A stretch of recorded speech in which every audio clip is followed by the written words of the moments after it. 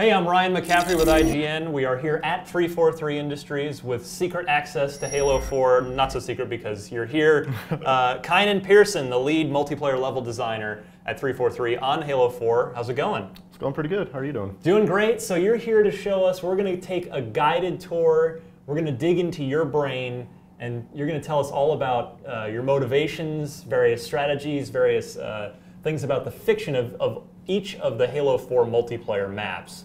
So which one should we start with? Let's go ahead and get started with Abandon. So this map, it takes place on the surface of Erebus 7, and it's basically a science facility where they were doing research on the things that happen on this planet. Unfortunate circumstances occurred, and no one's there now, but the map is here to play on. So this is actually a smaller scale 4v4 map. Okay. It's great for objective modes. It's non-symmetrical in its design.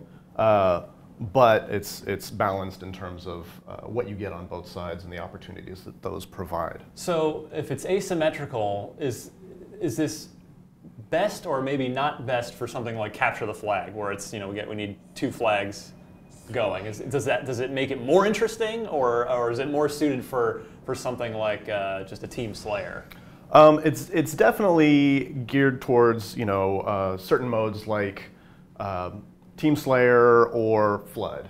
Okay. But we have tuned everything to function with CTF so that, you know, we balance things out to make sure that teams don't have any significant advantages. They might have a few things here or there that give them, you know, different tactics that they have to use. Right. But the maps are tuned and balanced so that it functions with something like CTF well, so that you're not going to have a lopsided experience. So as we're looking around here, this is definitely a bit of a different look than most Halo maps we've seen in the past. It's reminding me a little bit, maybe just because it's got sort of an organic look outside, of Backwash, back from Halo 2. Just with all the overgrowth and trees and vines and such. But obviously we've got a big base in the middle of this too. So where are the combat points? Where should we be looking to start a fight?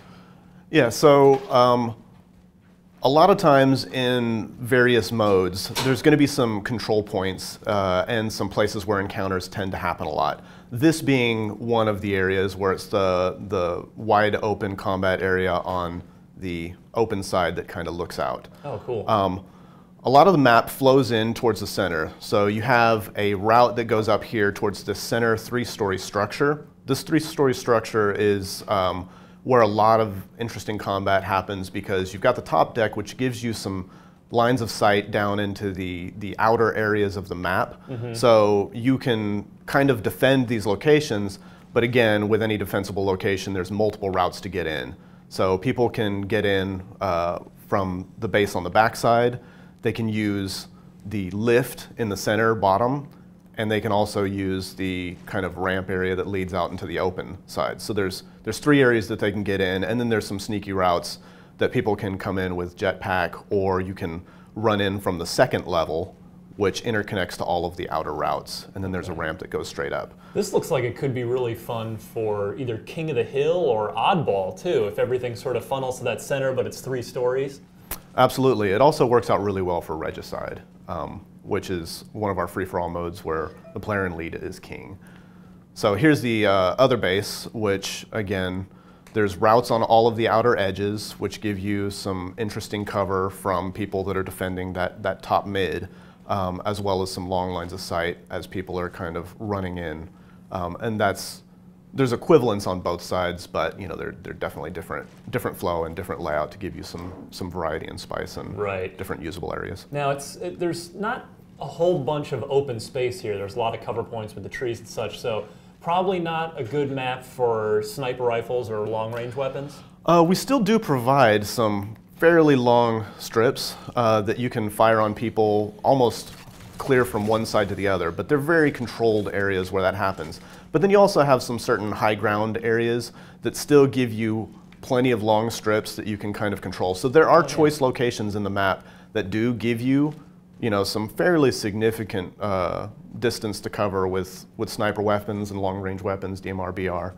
So I wouldn't say that it's not best suited to those weapon types. There are opportunities to use them, but you'll definitely find more often some close and mid-range combat opportunities. Now, are there any armor abilities that might be well suited to this level, or is that just more depending on which game type you're in?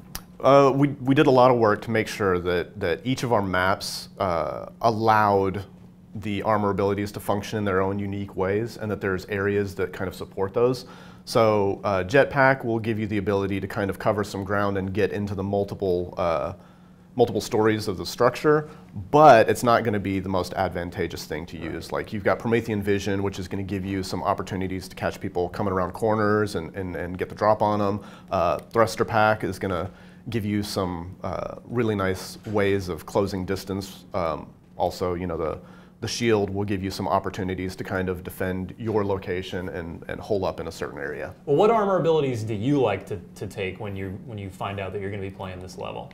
For the most part, I tend to use Thruster Pack because it gives you lots of opportunities to, whenever you can see somebody on your radar or you're running towards a location where you know that they're at, you can thrust in to close the distance, get melees off so you can kind of engage somebody with a BR, DMR, light rifle, carbine, and then thrust in to kind of do a finisher with melee, or even just to kind of catch up with people. You can thrust in to get there. I also like Promethean Vision just because it gives you an opportunity to catch people coming around corners and get the first shot off. Now, how does a map like this start life? Do you start with that 3-story structure and build it out? Where does the idea come from, and how has this map evolved over the course of development of Halo 4? Yeah, so the map has kind of stuck to the original design layout, which is basically that you've got the outer pads and then the central structure.